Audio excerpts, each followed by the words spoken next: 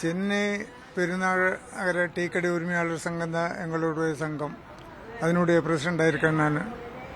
அதாவது 45 வருஷமாக எங்கள் சங்கத்தில் நாங்கள் முடிவு பண்ணி விலையேற்றுறது கிடையாது. எப்போவுமே நாங்கள் விலையேற்றுறதுக்கு சப்போர்ட் இல்லை.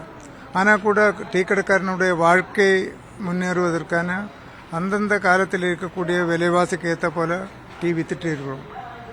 இப்போ சமீபத்தில் ஏதோ ஒரு கடையில் விலை அதிகமாக இருக்குன்னு நியூஸ் வந்திருக்கு. அது சங்கம் மூலமாக நாங்கள் முடிவு பண்ணல. சங்கம் மூலமாக எப்போவுமே விலையேற்றுறதுக்கான சப்போர்ட்டு கிடையாது. ஆனால் கூட விலைவாசிக்கு ஏற்ற போல் தரமான பொருள்கள், கலப்படம் இல்லாத பொருள்கள், நல்ல பொருள்களை கொடுத்து நீங்கள் விலை எவ்வளோ வேணாலும் விற்றுக்கலாம். அதுதான் நாங்கள் சொல்லிட்டு இருக்கோம். விலை நீங்கள் தரமான பொருள் கொடுத்து தான் நீங்கள் டீ விற்கணும்.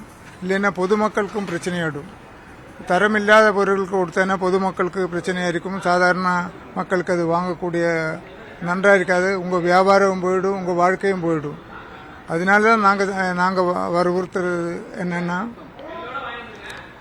நல்ல பொருள், கலப்படம் இல்லாதது, அப்பேற்பட்ட பொருள் கொடுத்து நீங்கள் எவ்வளோ விலைக்க வேணும்னு விற்றுக்கோங்க.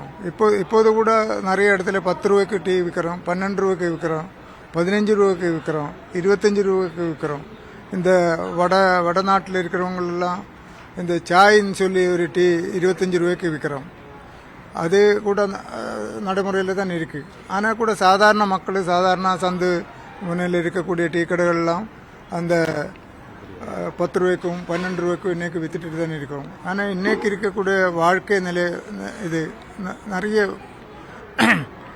அதாவது வீட்டு வாடகை, கடை வாடகை, எலக்ட்ரிக் பில்லு இதெல்லாம் நேர 1 மடங்கு 2 மடங்கு அதிகமாக இருக்குது.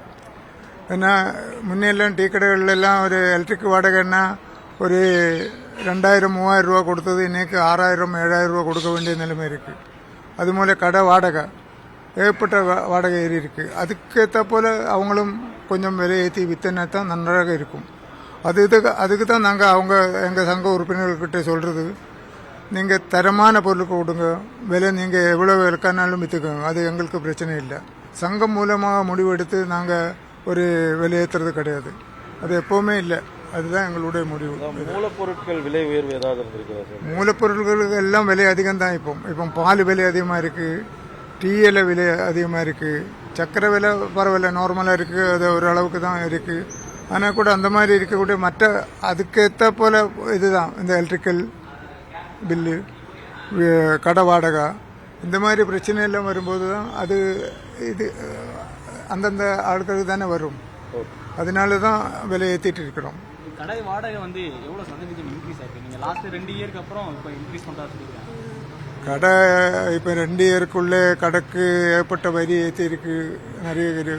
இப்போ என்னுடைய கடை தான், சொந்தம் கடை தான். 2000 ரூபாய் இருக்கக்கூடிய வரி 8000 ரூபாய் இருக்குது. தொழில் வரி?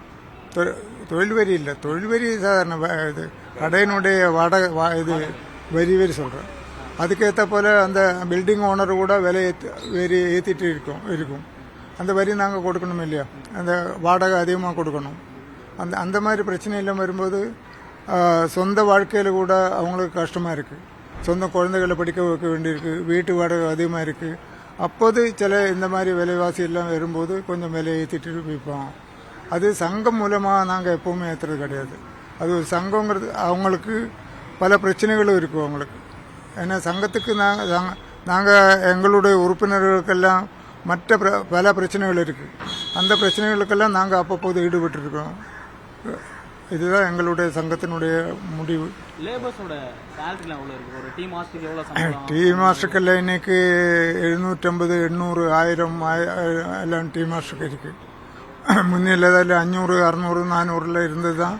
அதுவும் அதிகமாக இருக்குது ஒரு டீ மாஸ்டருக்கு. சாதாரண கூட இருக்கிறவங்களுக்கு 400, 500 இருக்குது. சாதாரணமாக வந்து ஆட்டோ ஓட்டுறவங்க, கூலி தொழிலாளர்கள் அதிகமாக டீ பழக்கம் அதிகமாக இருக்கிறவங்க.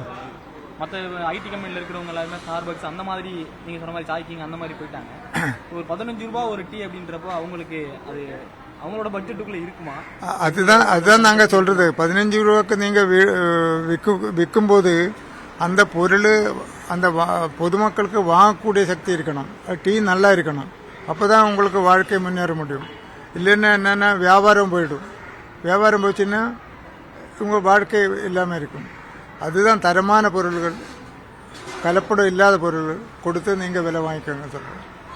கலப்படமா அது நீங்க திரும்ப அந்த விஷயம் சொல்றீங்க, தரமான பொருள் கொடுக்கணுன்றது அழுத்தமா சொல்றீங்க. ஆமாம், கலப்படமான பொருட்கள்ல டீ போகிறதும் கலப்படமான ஒரு கூட இருக்கும். அதாவது இப்போ சுருக்கமாக சொன்னேன்னா, இப்போ புரூக்கு பொண்டு டீயில் இருக்குது, அதிலேயே பலவிதமான விலைகள் இருக்குது. 250 ரூபா இருக்குது, 400 ரூபா இருக்குது, 500 ரூபா இருக்குது, 600 ரூபா இருக்குது. வேரியன் கம்பெனி டீ இருக்குது, அதுவும் விலை வித்தியாசமாக இருக்குது. அந்த மாதிரி சில லோக்கல் டீயெல்லாம் இருக்கும்.